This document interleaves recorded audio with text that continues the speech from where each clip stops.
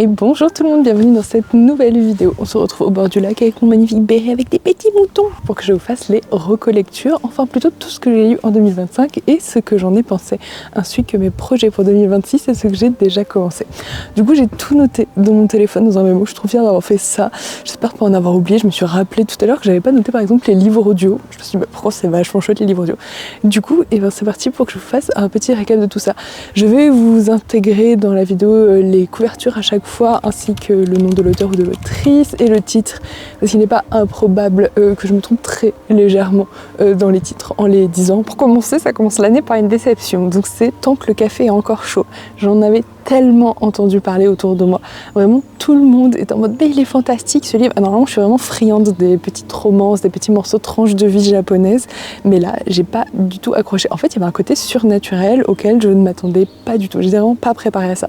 Je pensais que ça allait être quelque chose d'assez métaphorique, mais pas qu'il y aurait des vrais fantômes et tout. Et je me dis qu'il est peut-être mal tombé car l'histoire se rapprochait trop de choses qui se passaient dans ma vie à ce moment-là et ça me sortait vraiment du livre parce que du coup je recontinuais à passer à des histoires qui m'arrivaient en parallèle de ce qui était représenté dans le livre et en fait moi je lis en partie pour me sortir de ça et pour penser à autre chose, donc c'était complètement raté, voilà. Pour vous dire, je ne l'ai même pas fini et c'est assez rare que je finisse pas des livres parce que je suis toujours un peu en mode vas-y on lui donne la motivation jusqu'à la fin. Heureusement après j'ai enchaîné sur des bangers et j'ai relu le tome 1 et 2 et alors vraiment, j'ai adoré. J'étais à fond avec les trois meufs. Non sujet du lesbianisme et des amourettes beaucoup trop cool. Il y a l'art du sang. Elles ont chacune fait un truc de dingue et elles sont en lien avec le roi qui les a fait venir à la cour pour leur annoncer qu'elles sont les trois héritières, du coup trois bâtardes. Donc j'avais un peu peur que ce soit un truc de rivalité entre les trois, mais en fait elles ont quelqu'un qui les menace et elles vont s'allier pour le démasquer. Et franchement j'étais on fire et c'est vraiment un livre, enfin du coup une série à laquelle j'ai pensé tout au long de l'année et vraiment je la relirai avec grand plaisir. C'est même une des rares livres où je me dis peut-être que je vais l'acheter pour la mettre dans ma bibliothèque tellement je l'ai kiffé. Vraiment je trouvais les personnages hyper chouettes, hyper profonds. Du coup ça me fait trop rire parce que j'ai l'impression que la majeure partie de mes recommandations c'était juste en mode vous voulez une romance lesbienne, voilà pour vous. Bon c'est pas du tout le cas des trois personnages, il y en a des hétéros aussi, mais vraiment j'ai grave kiffé toute l'histoire. J'étais à fond avec les sœurs, avec toute l'intrigue et je trouve que c'est très chouette. On a un chapitre par sœur du point de vue de chacune, de voir ce qui se passe et de voir au début dans leur vie bien séparée. Il y en a vraiment de tout type d'horizons et elles ont chacune un passé très différent, donc ce soit trois bâtards du roi et donc toutes les trois leurs mères ont eu une aventure avec le roi et en fait elles ont été élevées donc dans des univers très différents et j'aime trop ça. Je suis vraiment à fond de bout en bout sur les 2 tomes. J'avais pas envie que ça s'arrête, j'avais envie que ce soit une série en 10 tomes. Vraiment, je voulais pas quitter ces personnages. Donc ce serait clairement un livre que je réemprunterai à la médiathèque ou que j'achèterai, je sais pas, mais je le relirai pour sûr. Donc vraiment, si vous aimez un peu la magie, les intrigues à la cour, des histoires d'amour mais pas trop, et de la sororité, beaucoup de sororité, foncez. Vraiment de l'entraide entre meufs, c'était incroyable. Ensuite, j'ai enchaîné sur Il faut sauver Albert le homard. C'est hyper drôle parce que c'était pas du tout prévu dans mes lectures de l'année, mais si vous avez vu le vlog 11, vous savez que je l'ai trouvé par pur hasard et qu'en vrai je l'ai juste acheté parce qu'il y avait le mot vegan dans le résumé et que ça m'a fait trouver improbable de trouver un personnage qui est vegan, c'est tellement rare. Du coup, en vrai, j'ai vraiment beaucoup rigolé et il m'a fait faire aussi plein de parallèles dans ma vie, mais des bons parallèles et qu'est-ce que j'ai rigolé. J'adore parce que le premier mini-chapitre commence par nous raconter le climax du livre. Genre en mode, il va se passer cette dinguerie et comment on en arrive là et tu vois tout qui se construit, qui se monte petit à petit. Et franchement, je trouve ça trop chouette de suivre le personnage de bout en bout. En fait, je l'avais laissé en plan et improbable, je suis retombée dessus en décembre. Et j'étais là, mais c'est quoi la fin de ce livre déjà? Et là, je le feuillette et je vois qu'il y a un marque-page, genre aux 2/3, je fais wesh, mais je l'ai pas fini, mais j'ai pas du tout fini ce livre là. Du coup je l'ai pas rajouté mais il est aussi dans mes lectures de décembre parce que j'ai fini le dernier chapitre en décembre. À la fin je suis genre oui, non, oui c'est un grand oui, allez ok c'est très mignon, on part là-dessus, c'est parti. Donc vraiment je vous le conseille, pépite. et en plus même pas volontairement, personnage homosexuel aussi dans la famille. J'adore quand tout ce que je suis, tout ce que je fais gravite autour de ça, mais à chaque fois c'est pas du tout intentionnel, donc voilà, ça me fait beaucoup rire. Ensuite j'ai lu La Cité des Brumes, que je voyais aussi recommandé partout parce que ça a été un des livres qui a inspiré Miyazaki à écrire Le Voyage de Chihiro. Franchement c'était très mignon. Au début j'étais un peu genre méfiante parce que le personnage disait t'inquiète, ça fait pas grossir. À chaque fois qu'elle mangeait des bonbons, je suis genre on a encore un livre grossophobe qui va stigmatiser les gens sur leur poids et on va dire aux enfants de faire attention, mais en fait pas du tout, donc ça va. C'était vraiment très très très mignon et très choupinou de bout en bout. J'ai vraiment adoré, et en fait ça m'a fait penser à un livre que je lisais quand j'étais enfant et que j'adore, qui s'appelle La Reine des Bisous. Et on y suit un personnage qui parcourt en fait genre de planète en planète pour en fait chercher la reine des bisous, parce que sa maman lui fait pas assez de bisous.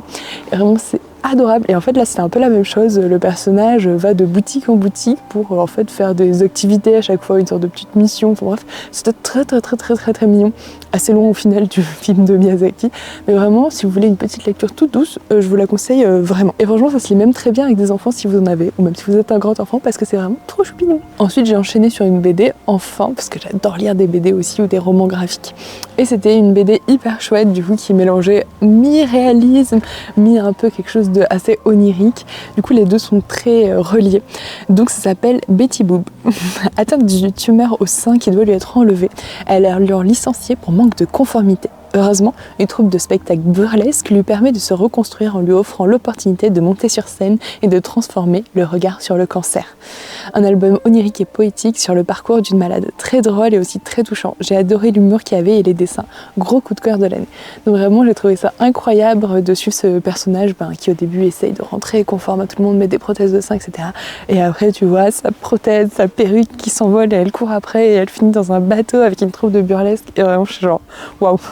Qu'est-ce qui se passe, mais c'est trop bien, c'est trop chouette. J'ai appris plein de choses sur le cancer du sein aussi, c'était très chouette de tout ça, et puis d'avoir des représentations comme toujours, j'adore ça. Ensuite, Monique et Guirec. J'ai lu parce qu'il y avait une pote qui le lisait, et je me suis retrouvée dans un type de livre pour lequel j'étais pas du tout familière. Un récit autobiographique écrit par un mec qui fait le tour du monde en bateau à voile et qui a pris une poule comme animal de compagnie. Vraiment, ça me paraît improbable. Et je me suis dit, bon bah, let's go, faut une sorte de lecture commune pour en parler. Et vraiment, j'ai adoré. Il y avait un ton un peu humoristique, mais qui, je pense, est propre à la personnalité de l'auteur dès le début. J'étais à fond dans chaque étape, je découvrais tout avec lui. Je suis perdue dans le nom du matériel, car ça nous explique pas vraiment. Et à la fin, c'était vraiment trop rapide. Genre, on a fait le retour en 10 pages. On a mis tout le livre à faire plus de la moitié, à peine plus de la moitié, et après, flou, je suis rentrée. J'étais là, comment ça, t'es rentrée? Attendez, excusez-moi, moi je voulais qu'on voit tout jusqu'à la fin, je voulais encore plus de pages. Mais sinon, j'ai vraiment voyagé, et j'ai rêvé d'aventure, et ça m'a grave motivée à aller faire plein de choses. Donc vraiment, très chouette lecture, si vous voulez un peu vous plonger dans un univers de navigation, et avec une petite poule beaucoup trop choupine. Et ensuite, j'ai enchaîné sur la BD La Légèreté, parce que j'ai vu sur les réseaux que, waouh, ça faisait déjà 10 ans. 10 ans qu'il y avait eu la terrible attaque à Charlie Hebdo. Du coup, l'auteur, la dessinatrice, raconte sa renaissance après l'attentat contre le journal, les événements qui ébranlèrent la France en janvier 2015. Assez dur à lire, surtout qu'elle a beaucoup de PTSD. Pas des plus joyeuses comme BD, mais quand même très intéressantes pour avoir son parcours, son histoire et de voir comment elle s'est reconstruite par rapport à tout ça. Ensuite, j'ai enchaîné sur une autre BD qui s'appelle Les Jardins Invisibles. Très cool.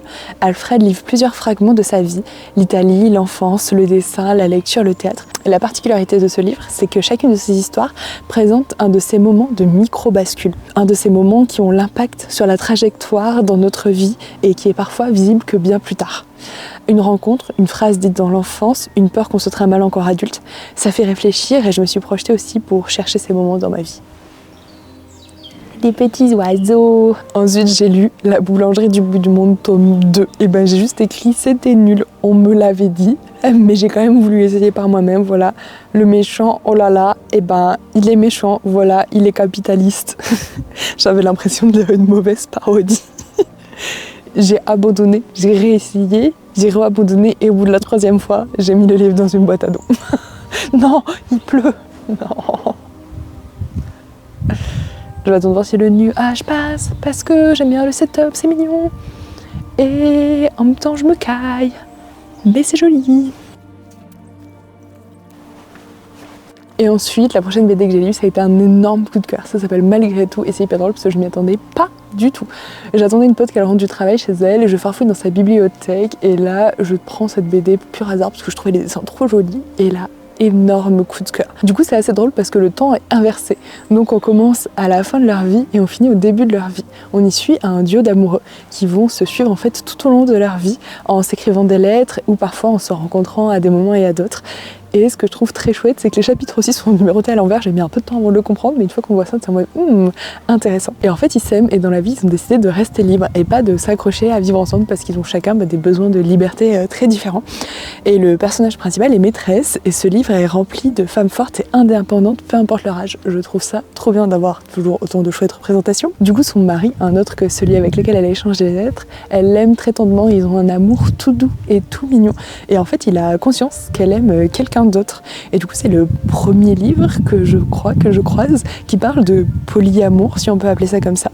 Et surtout, je vois ça de manière saine, c'est-à-dire que en fait, il a conscience qu'elle aime quelqu'un d'autre avec qui c'est passionnel, mais qu'en fait, c'est avec lui qu'elle a choisi de vivre sa vie de manière plus stable. Du coup, je trouvais ça hyper mignon aussi d'avoir d'autres types de représentations de relations. C'était très chou de bout en bout, les dessins magnifiques. Vraiment, je vous conseille fortement cette BD si vous voulez voyager, si vous voulez avoir des histoires extraordinaires et si vous voulez suivre des personnages avec lesquels on s'attache très fort. Après ça, j'enchaîne sur une autre pépite, un lundi parfum matcha. Un vrai bonheur cette lecture, j'ai adoré chaque seconde, chaque petit mot qui était écrit. Dans la même vibe qu'un jeudi saveur chocolat, on y suit un personnage par chapitre et en fait ils sont chacun reliés.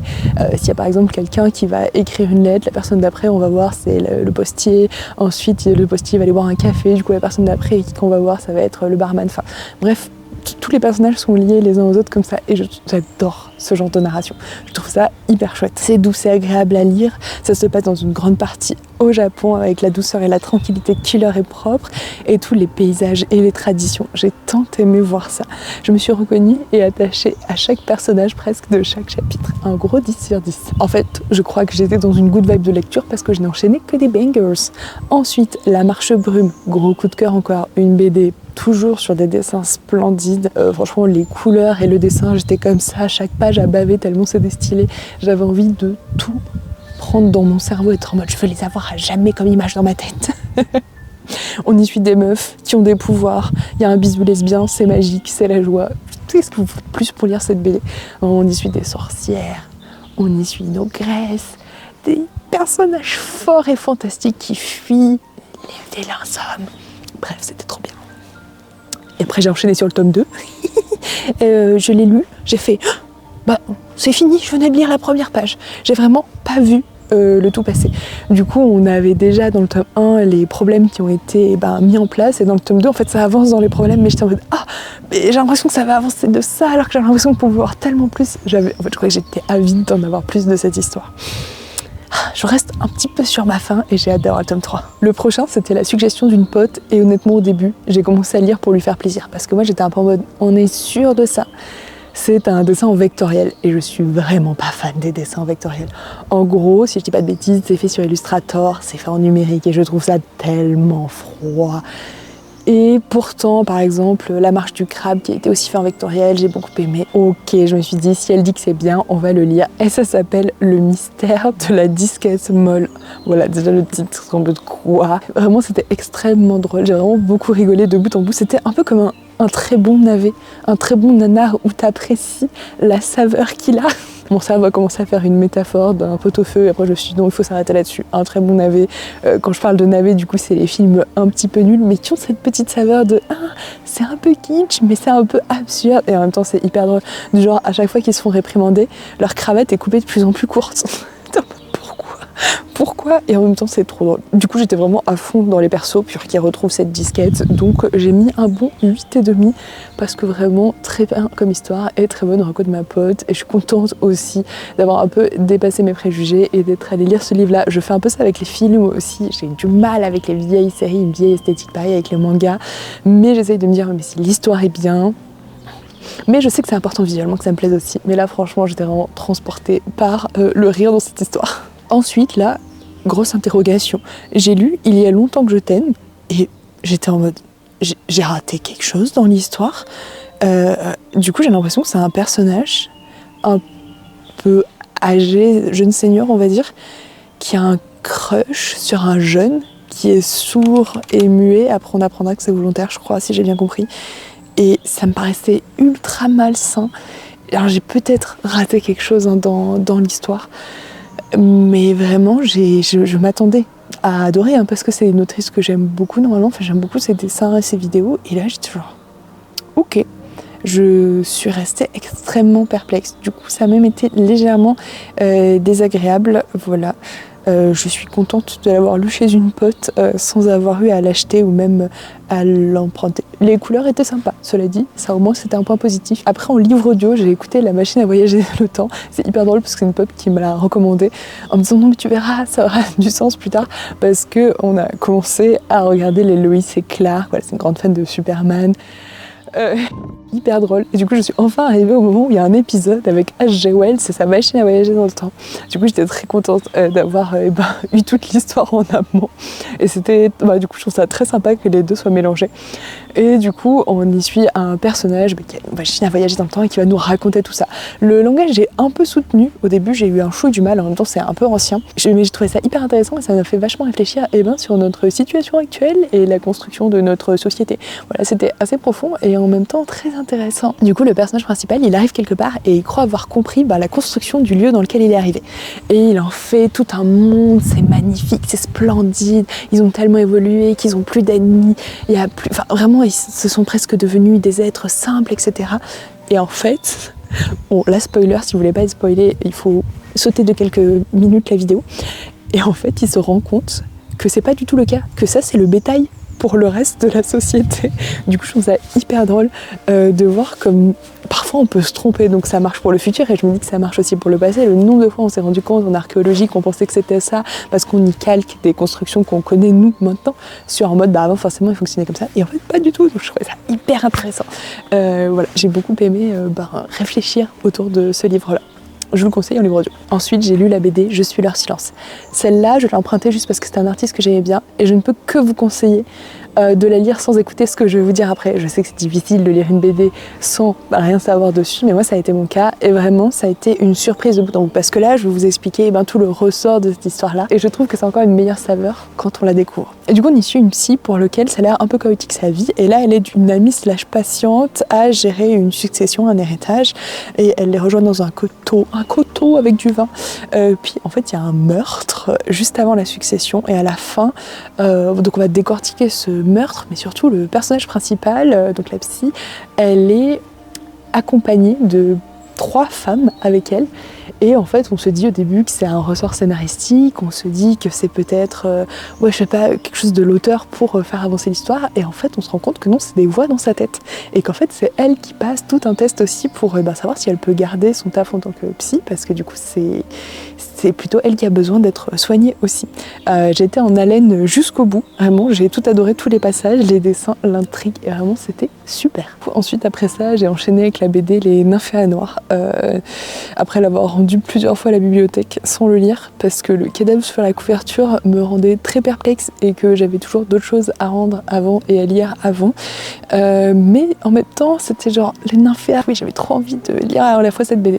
Du coup, après un départ plutôt raté 3 fois minimum d'affilée, et j'étais en fait transportée, choquée et secouée par le dénouement final. Voilà, une deuxième BD que je vous conseille fortement de lire sans avoir écouté la suite de ce que je vais dire maintenant si vous voulez, une totale surprise comme ça a été le cas de moi parce qu'il y a un super retournement de situation que visiblement je suis la seule à ne pas avoir vu, non c'est pas vrai, mais les 2 potes qui l'ont lu avec moi étaient en mode non mais c'était obvious, et j'étais en mode ok, laissez-moi être surprise par tout ce que je lis absolument parce que je ne vois jamais rien venir.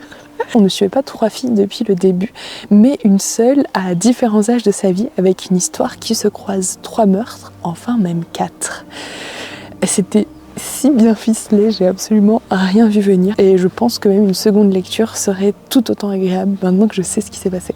Et du coup je trouvais ça trop bien parce que j'avais vraiment l'impression qu'on suivait une petite fille, une adulte de la trentaine et après une personne âgée et que les 3 c'était en même temps, mais en fait pas du tout, c'est la même personne du début à la fin et du coup on suit pas un meurtre qui se répète, enfin tout est lié, tout est corrélé et tout est génial. Donc vraiment j'ai hâte de le remprunter à la médiathèque et de faire une deuxième lecture. Ensuite j'ai lu La papeterie de Tsubaki et en fait ça me fait beaucoup rire de voir que j'ai plein de livres que j'ai commencé, abandonné et recommencé. Celui-là fait partie de ça, je l'avais commencé, je sais pas, l'année d'avant, je pense en 2024.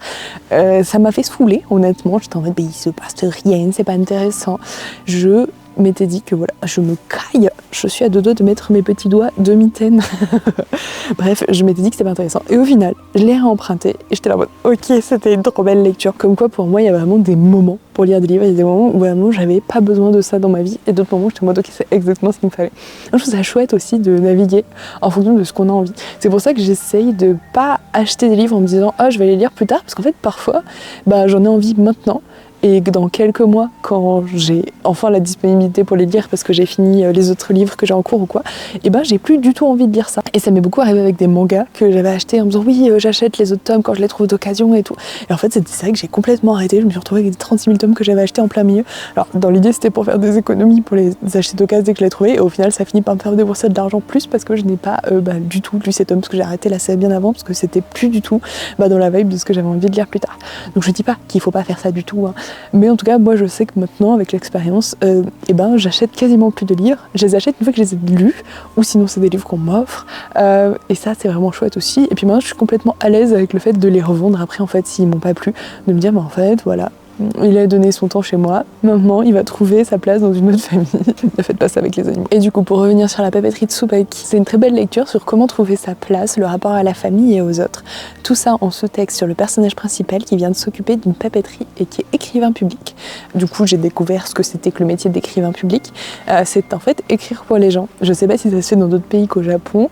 En tout cas, là-bas, par exemple, tu peux demander à ce qu'on écrive tes cartes de remerciement, tes cartes de vœux si t'as un magasin ou même si t'es une personne qui a pas une très belle écriture. Et du coup, on suit plein d'histoires de pourquoi les gens viennent la contacter pour lui demander ça. Du coup, ce que j'aime beaucoup, c'est qu'il y a l'histoire centrale du personnage principal qui va revenir s'occuper de cette papeterie parce que sa grand-mère est décédée et on va avoir des antécédents avec sa grand-mère et on va nous parler de tout ça, comment elle trouve sa place, comment est-ce qu'elle a des regrets, comment est-ce qu'elle est contente de certaines choses. Et en fait, elle s'est fait des super amis avec la voisine, avec le baron, enfin avec plein de gens trop sympas. Elle évolue dans tout un univers japonais que j'aime beaucoup, la papeterie, des jolis papiers, des jolis stylos, on en apprend plus sur tout cet univers aussi. Donc vraiment très doux, j'ai adoré. Ah oui, il y a une chose que j'ai aussi beaucoup aimé, c'est qu'ils ont laissé les calligraphies. Dans la version traduite, en fait, ils ont intégré les calligraphies en fait que le personnage principal fait au lieu de juste les traduire avec notre alphabet là. Et ils ont laissé les jolies écritures au pinceau. Donc j'ai trouvé ça une très chouette attention. Ensuite, là on part pas très loin parce que je vais dans une librairie, mais ça a été un peu la dégringolade de ma pile de livres. Bienvenue à la librairie Yunam et en fait ça a été plutôt un pas du tout coup de cœur. C'est quoi l'inverse d'un coup de cœur? Une déception. J'avais si hâte de lire, c'était un gros livre et d'habitude les livres un peu cosy sont assez fins. Et en plus c'est une super pote qui me l'avait offert, du coup j'étais en mode franchement il a tout pour me plaire. Ça se passe dans un café-librairie, il y a du café, il y a de la librairie. Ça se passe en Corée, je me suis dit pourquoi pas découvrir un nouvel univers. Je suis vraiment beaucoup plus du Japon donc j'étais en mode let's go. C'était un gros livre, j'étais trop contente d'avoir un gros livre à lire. Et là les personnages m'ont paru d'une tristesse et vide, mais vide c'était ça le pire, c'est qu'il y avait rien, des coquilles vides. J'ai lu plus de 180 pages, c'est à peu près la moitié du livre, et j'étais là, j'ai aucune attache au personnage. C'est un peu une tannée de lire ça, je les lis, et je finis le chapitre, je suis genre, ok, et on a un peu avancé dans l'histoire, et en fait même pas, on n'a pas vraiment avancé dans l'histoire. Ils ont des problèmes, mais je suis pas du tout attachée à leurs problèmes, je suis genre, mais pourquoi je vous lis en fait? Et j'ai abandonné. Voilà, si ça... Ensuite, pour me rassurer un petit peu, je suis allée voir sur internet et il y avait quand même pas mal de gens qui avaient ressenti la même chose que moi. Alors d'autres pas du tout, et des gens qui l'ont lu et qui ont adoré. Je sais que dans la commune, il y en a aussi qui ont adoré. Moi vraiment, ça a été la tristesse et la déception totale. Je ne comprends pas comment je peux à ce point ne pas accrocher avec un livre. Du coup, celui-là, je me tâte à le retenter plus tard. Parce que quand je vois d'autres livres que j'ai retentés plus tard, je les ai adorés. On verra bien ce qu'on en fait. Ensuite, j'ai écouté un livre audio, c'est L'élégance du hérisson.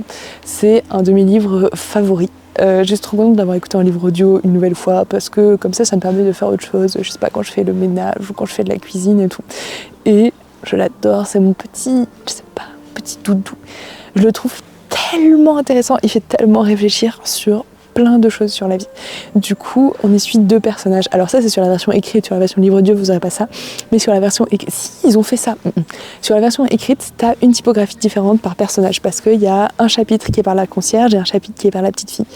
Du coup, c'est 2 personnages qui habitent dans le même immeuble et leurs destins vont se croiser. Et je trouve ça trop génial parce que tu as vraiment une typo qui leur est propre à chacune et qui leur ressemble. Ça a été ça, scénographie, je sais pas si on dit scénographie du livre, mais mise en page, trop chouette. Et du coup, pour le livre audio, si je dis pas de bêtises, c'était une voix différente qui faisait chacune des filles. Donc, j'adore ce genre de détails. Je trouve ça trop chouette. Et pour que les gens se disent pas, tiens, une concierge c'est intelligente, c'est suspicieux, ça peut nous causer des problèmes, qui veulent même pour juste qu'ils lui foutent la paix, et ben elle fait en sorte qu'elle ne laisse pas transparaître tout ça. Et de voir comment ces 2 vies s'entremêlent entre une jeune fille qui se croit plus intelligente que tout le monde, je pense qu'elle a quand même des facilités, et la concierge qui, elle, essaye de cacher ça. Je trouve ça trop bien. Et il y a un 3e personnage qui va rentrer en jeu et c'est tellement beau. J'ai les larmes aux yeux rien que d'y penser, sur l'acceptation de soi, sur la vie. Et la fin, ouf, j'ai les larmes. Je m'y attendais pas. La première fois, pareil, encore une fois, si vous voulez vous arrêter là, passez de quelques minutes pour sauter la fin de cet épisode. La fin de cet épisode, bien sûr, je suis votre série Netflix à partir de maintenant. Pour sauter la fin de ce livre-là parce que c'est un gros spoil. Mais si vous vous êtes accroché et que vous voulez savoir, le personnage de la concierge meurt dans un accident de voiture. Elle est percutée en voulant sauver un des SDF de la rue qu'elle voyait tous les jours et qu'elle aidait. Et vraiment, j'étais en mode, mais c'est trop injuste. Pourquoi elle est morte? Pourquoi ils ont fait ça? Pourquoi ils ont écrit ça? Et en fait, c'est en discutant avec des amis et en ayant d'autres lectures que je me suis dit, en fait, c'est comme ça parfois la vie. La vie, c'est pas juste. Et puis, ça permet aussi à la petite fille de grandir et de se rapprocher du 3e personnage qu'on l'a vu et de voir la vie autrement et de voir à quel point la vie elle est précieuse. Du coup voilà, ce livre pour moi il est d'une beauté mais sans nom, c'est un de mes livres préférés, donc je suis très contente d'en avoir fait une autre lecture encore, et en plus ça me fait rire parce qu'il y a toujours des mots que je ne connais pas et que je vais chercher sur le dictionnaire pour savoir qu'est-ce qu'ils veulent dire. Donc voilà, je vous recommande fortement cette lecture. Hello, c'est là moi du montage qui me suis rendu compte qu'en fait il manquait 5 lectures dans tout ça. Du coup c'est parti pour les rajouter. Donc pour commencer, il y avait la BD Divine qui retrace l'histoire de Sarah Bernard, une femme incroyable, vraiment j'adore tout ce qu'elle représente, tous les engagements qu'elle a eus, et j'étais allée voir une fantastique exposition à Paris qui a retracé sa vie. Donc justement, si vous voulez avoir tout ça dans une BD, vraiment très chouette. Tout petit peu déçue, la couverture est une pépite, et l'intérieur est un peu plus sobre, ils font souvent ça, quand même j'ai l'impression dans les BD de faire une illustration très travaillée à l'intérieur et que ce soit plus simple, mais c'est normal que ce soit plus simple à l'intérieur, on peut pas mettre le niveau de détail. C'était quand même très sympa et puis j'ai appris de nouvelles choses sur elle, donc n'hésitez pas. Ensuite, celle-là j'étais pas peu contente de l'avoir oubliée. Ça s'appelle Dans mes yeux et je l'ai empruntée parce que je trouvais le dessin joli à l'intérieur. Je ne peux que vous la déconseiller. En fait, je m'en étais même pas rendu compte le temps où je l'ai lu. Je l'avais juste trouvée un peu nulle, pas très intéressante. Il y avait des traits graphiques qui étaient chouettes, mais de la couleur, moi je suis toujours très friande de la couleur. Mais à part ça, j'étais en mode, non, l'histoire n'a pas trop d'intérêt.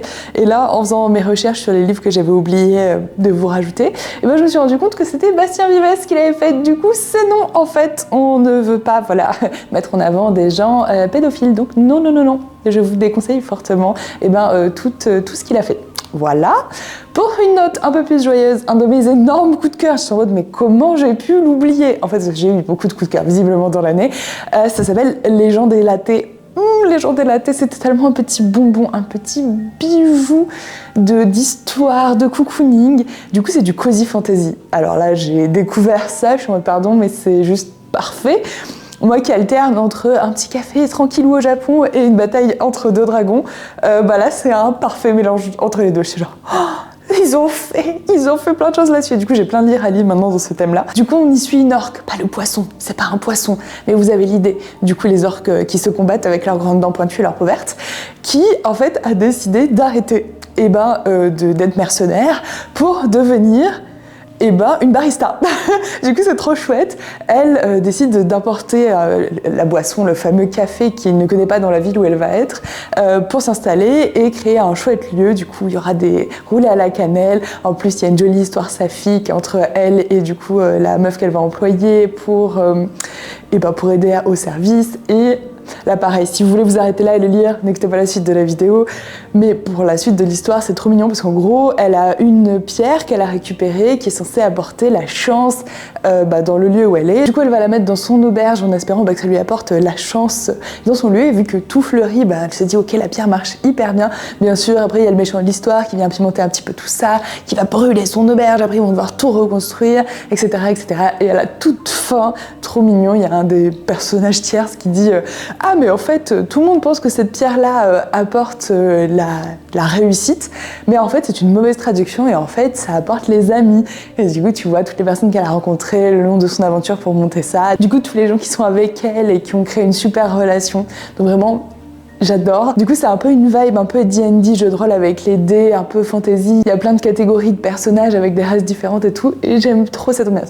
Vraiment je vous le conseille très fortement parce que c'était doux et en même temps j'étais à fond, et en même temps il y a une histoire d'amour trop mignonne, toute légère, et en même temps il y a des personnages trop choupinous. Il y a un chat, il y a un rat qui fait de la cuisine. Ceci n'est pas un remix de Ratatouille, je vous promets. Mais du coup c'était trop bien. Ensuite j'ai enchaîné sur un truc trop mignon qui s'appelle les Matoufilous au restaurant de sushi. J'ai vu ça à la médiathèque, j'ai fait oh, est-ce que je l'emprunte? J'étais en mode attends, si je l'emprunte, je le prends à un enfant. Attends, j'étais en mode oui, je le rendrai vite la semaine prochaine. Ok, du coup je l'ai emprunté, c'est trop choupinou. Du coup on y suit des petits chats qui essayent de rentrer dans un restaurant de sushi pour piquer la nourriture qui est à l'intérieur. C'est vraiment rigolo, les dessins sont colorés, c'est agréable. Si vous avez un cadeau à faire pour un enfant, je vous conseille fortement ce livre-là. Il est juste c'est choupinou quoi. Il n'y a pas une morale incroyable, à part que voler c'est pas bien. Il n'y a pas de truc transcendantal, mais juste un petit livre mignon, c'est chouette. Et pour finir, le dernier livre pour l'instant que je me suis rappelé que j'avais oublié, c'est Plantasia, une super BD que j'ai empruntée chez une pote parce que j'ai vu la couverture, j'étais là mais c'est super canon cette histoire, dis-moi. Et en fait j'adore ce style graphique, j'adore le fait que ça soit vraiment un peu crayonné, jeté, un peu brouillon, et que ça fourmille de détails. Voilà, c'est le mot fourmiller que j'adore, et pas fourmilier. Et du coup il y a plein de petites choses partout, tu regardes et tu passes vachement de temps sur chaque planche de BD à regarder tous les détails, genre quand on rentre dans une pièce, un peu comme la chambre d'Aoru, donc avec tout plein de petits trucs dessinés de partout.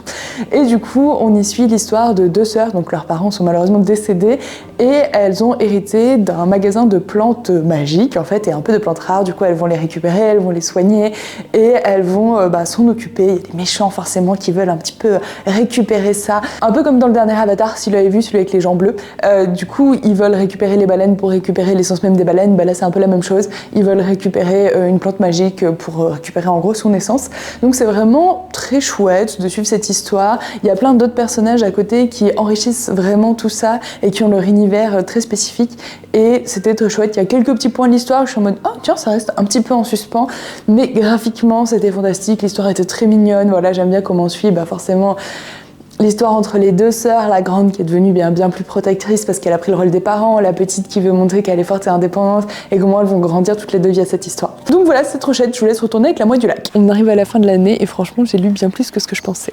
Ensuite on enchaîne sur Iron Widow. En vrai, je l'ai emprunté juste parce que l'autrice me fumait de rire sur TikTok.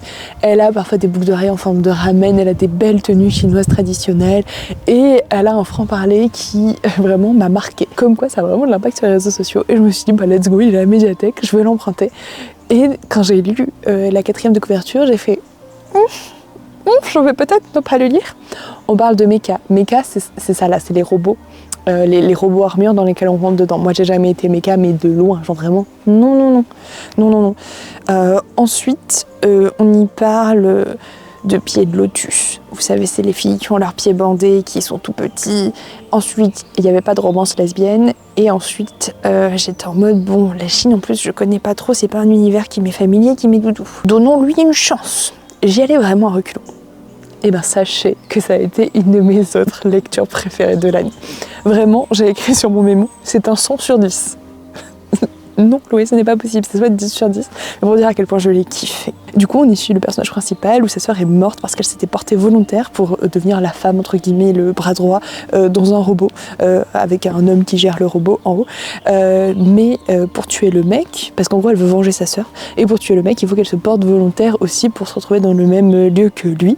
Et en fait, ça a été pléthore de retournements fantastiques. Elle se rend compte qu'en fait, il y a plein d'énergie, parce que ça parle beaucoup du chi, de l'énergie vitale, Et en fait, ils ont trafiqué les robots pour que les femmes soient quasiment systématiquement tuées parce que sinon les hommes ils auraient trop peur. Enfin bref, un truc d'égo fragile de mec. Enfin bref, on a eu un fantastique Enemy to Lover qui va être un de mes thèmes récurrents d'une prochaine lecture. En plus, ça c'est vraiment un truc que je me dis non. Du coup, Enemy to Lover, si jamais vous connaissez pas ce que c'est un peu dans le titre, mais c'est genre deux personnages qui sont ennemis, ils sont fâchés et petit à petit l'histoire avance et après ils deviennent des lovers, ils deviennent amoureuses.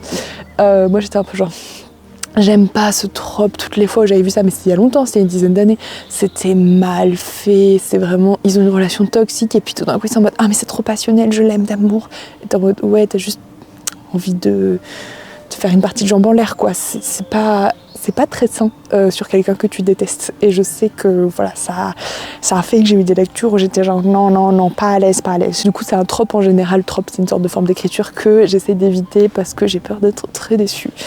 Et ben là, c'était très chouette. J'étais là avec mes petits chips, et pas du tout de chips pendant que je lis cette lecture, mais vraiment j'étais, oh mon dieu, c'est incroyable. J'ai tout lu et j'ai hâte. Le tome 2 est sorti, je suis en mode la médiathèque, achète-le.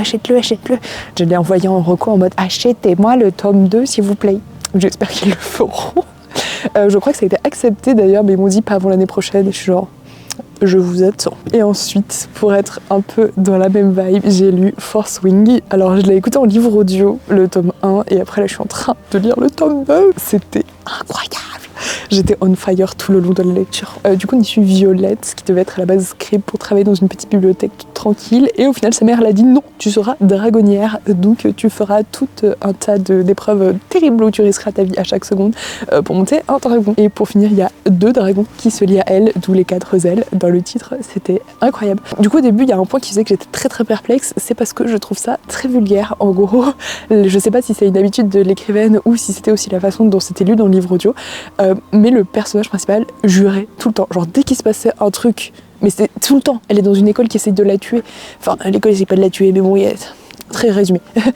Mais en gros, dès qu'il se passait un truc, donc plusieurs fois par jour, elle était genre un truc genre putain de merde. Enfin, je sais pas ce qu'elle disait, mais c'est en mode ok, on se détend. Enfin, à un moment, ça devenait un peu redondant. T'es en mode t'as pas d'autres expressions, tu veux pas dire autre chose. Écrire, je sais pas que c'était écrit, je sais pas, sa mâchoire se décrocha, elle avait les yeux exorbités parce qu'elle le savait pas, elle était choquée de la situation. Je sais pas, mais là juste, et Violette dit putain de merde. Ou, je sais pas exactement ce qu'elle dit, mais t'es en mode bon. Un peu moyen quoi, niveau redondance et moi à chaque fois je suis en mode ça me sort complètement de la lecture parce que c'est pas du tout un vocabulaire auquel je suis habituée et qui est agréable dans mes oreilles, mais ça s'est complètement arrêté par la suite à peu près à la moitié du tome, donc merci. On a eu un Enemy to Lover et là je suis en train de lire la fin du tome 2 et je suis en mode mon dieu, il y a tellement d'explications de tout ce qui s'est passé dans le tome 1, ça a tellement de sens, c'est tellement incroyable. Je suis vraiment à fond dans cette histoire. Et à la fin du tome 1, il y a un retournement. Encore une fois, sautez de quelques minutes si vous voulez pas savoir le retournement de ouf. Mais en gros, on était dans une académie, dans un royaume. On pensait que c'était les gentils et qui combattaient les méchants à l'extérieur. Et en fait, on apprend que les méchants, ils sont à l'intérieur du royaume. Et en fait, ils nous font croire que les ennemis sont à l'extérieur, alors que les ennemis, il y a des gentils. Et en fait, il y a des ennemis encore plus loin. Mais qu'il faut d'abord qu'on s'allie avec les gentils. Bref, incroyable. Et là, dans le tome 2, mais il se passe tellement de choses. Je suis trop fou. Bref, j'adore cette lecture. Ensuite, j'ai écouté Les mots sont des fenêtres ou bien Ce sont des murs, un livre très intéressant sur la CNV. Je l'ai écouté en livre audio. Du coup, je ferai bien un deuxième passage d'écoute parce que je pense que c'est le genre de livre où il faut être un peu plus concentré que ce que je l'étais, mais j'ai appris plein de choses sur l'écoute active, sur la reformulation et en fait comment un peu mieux dialoguer avec les gens, et je pense que je vais m'en servir tous les jours, un livre d'utilité publique si je me permettrais de dire, parce que vraiment je pense que ça peut aider à vivre ensemble, à mieux communiquer et à faire plein de chouettes choses. Et du coup, pour 2026, je suis maintenant en train de lire le tome 2 de Force Wing qui s'appelle Iron Flame. J'ai pas mal avancé, j'ai lu déjà tout ça. C'est un beau bébé, hein, quand même 700 pages, ça fait quand même pas mal de choses à lire. Je suis toujours à fond dans l'histoire, dans les personnages, dans tout. Donc j'ai juste hâte de le lire, il faut que je me dépêche, je suis déjà en retard pour le rendre de la bibliothèque, j'aurais dû le rendre il y a quelques jours, mais je me dépêche pour le finir. Ensuite j'ai emprunté à une pote un Agatha Raisin, Enquête remède de cheval. J'avais lu un Agatha Raisin il y a une dizaine d'années et je me rappelle que j'avais beaucoup rigolé, une histoire de tarte de quiche, je sais plus exactement, mais je sais que j'avais passé un bon moment. Du coup je me suis dit pourquoi pas tenter un autre Agatha Raisin. On verra bien ce qu'il en est. Ensuite on m'a offert à Noël ce livre-là, Les sorcières du phare, qui a l'air très sympa. c'est pas du tout dans mon type de lecture non plus, mais on verra bien si je me laisse porter, où en fait il y a une sœur qui a disparu et 20 ans plus tard elle réapparaît, mais c'est comme si il ne s'était pas passé ses 20 ans et qu'elle était allée dans une sorte de spy spatio-temporel, et en fait on va aller dans un phare où il y a plein de mystères à résoudre, donc ça a l'air très chouette, il y a des sorcières, il y a de la magie, il y a des femmes. Je prends. Et ma prochaine lecture qui sera juste après Iron Flame, qui s'appelle Find Me in the Island. Pareil, j'en ai beaucoup entendu parler sur internet et j'ai très hâte de le lire, où on y suit un personnage principal qui, suite à une déception amoureuse, je crois qu'elle s'est même séparée, voilà, quand elle se rend compte que sa fiancée la trompe, et tout part en éclat et elle part en Écosse. Et elle a dit un peu en mode l'amour c'est fini pour moi, et en fait elle a un gros crush sur une meuf qui est dans l'hôtel, je crois dans le même dans lequel elle est. Ça a l'air un peu olé olé et assez incroyable, donc je me suis dit pourquoi pas lire un roman d'amour lesbien, j'en ai encore jamais lu qui se passe dans la réalité. Tous ceux que j'ai lus de mon souvenir, c'est plutôt des trucs un peu fantastiques, donc je suis en mode on va voir ça. J'ai aussi ce magnifique magazine, je lis rarement des magazines, mais en même temps je trouve ça chouette dans le train ou quoi, ou à feuilleter de temps en temps. Donc c'est un magazine sur le studio Ghibli, voilà, sans dessin, pour la liberté de la presse. Et je me dis que franchement, ça a l'air d'être de chouettes histoires, et en plus il y a des illustrations vraiment magnifiques à l'intérieur. Et voilà, et c'est aussi très chouette d'avoir les décors imprimés en grand. Et j'ai hâte de lire ce magazine fait par Reporters sans frontières, parce que je pense que ça sera très intéressant, parce que je sais que Miyazaki était un artiste vraiment engagé, donc ça va être chouette. Et j'étais en train de remballer quand je me suis rendu compte que je vous avais pas parlé de ma super petite pochette, les lectures de Chloé. Je suis trop contente, j'ai eu ça pour Noël, c'est très mignon. C'est mode le tonnet tout doux, il y a une petite ficelle. Moi, honnêtement, je trimballe tout comme ça. Je pense que c'est juste pour faire un nœud. Et il fait la parfaite taille pour mettre Iron Flame dedans. Et du coup, c'est trop bien parce que j'en avais un tout petit. Maintenant, j'en ai un grand pour trimballer les grands livres aussi, sans qu'ils s'abîment. Comme ça, vraiment, je peux les mettre dans mon sac. Je peux aussi, c'est Chinchilla Pro parce que je lis beaucoup le soir quand je sors mon chinchilla dans sa salle de jeu et je suis assise par terre pour qu'on échange, pour que je puisse faire des gratouilles qui a eu envie de venir monter sur moi. Et le problème c'est que si je pose mon livre 2 secondes pour répondre à un message ou quoi, le livre devient son casse-croûte. Ce n'est pas ouf, donc pochette Chinchilla Pro. Voilà. Et du coup c'est fait main par Happy Chouquette, je trouve ça hyper mignon. Je suis toujours encore plus contente quand je reçois de l'artisanat pour Noël. Et voilà, j'espère que ça vous aura plu. N'hésitez pas à me dire en commentaire s'il y a des livres que vous avez déjà lus ou s'il y en a qui vous font envie. Et je vous fais plein de bisous, plein de paillettes et je vous dis à la prochaine vidéo. Mais oui, c'est toi qui fais autant de bruit.